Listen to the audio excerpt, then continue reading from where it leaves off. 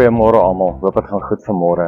Vanmôre wil ek so 'n bietjie praat oor ons as Christene. Ons is nodig op aarde om God se koninkryk te bou. Ons moet sy koninkryk akkuraat verteenwoordig.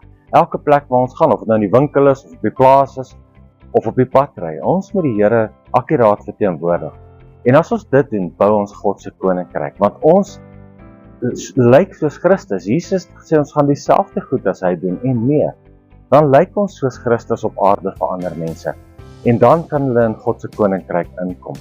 So maklik keer vrees ons, of miskien, ons het nie vrymoedigheid nie, ons kan nie met mense praat nie, dit keer ons soms. Maar moenie dat dit jou vandag afsit nie. God het ons nie 'n gees van vrees gegee nie. Ons kan uitgaan in vrymoedigheid, ons kan net Jesus Christus akkuraat verteenwoordig in hierdie dag. 2 Korintiërs 3 vers 17 sê, God is gees. En waar God se gees is, daar staan vryheid. Daar's vryheid en ons kan mense vrymaak. Ons kan mense toelaat om Jesus deur ons te sien en so in sy koninkryk in te kom in hierdie dag. So maak 'n verskil vandag waar jy gaan. Kom ons bid saam. Here, ek bid vir elkeen wat kyk en Here, mag ons vandag die vrymoedigheid hê om met iemand te praat. Die evangelie te deel met iemand. Here, dat ons nie in vrees sal wees, bang sal wees wat mense sal dink of sal sê nie.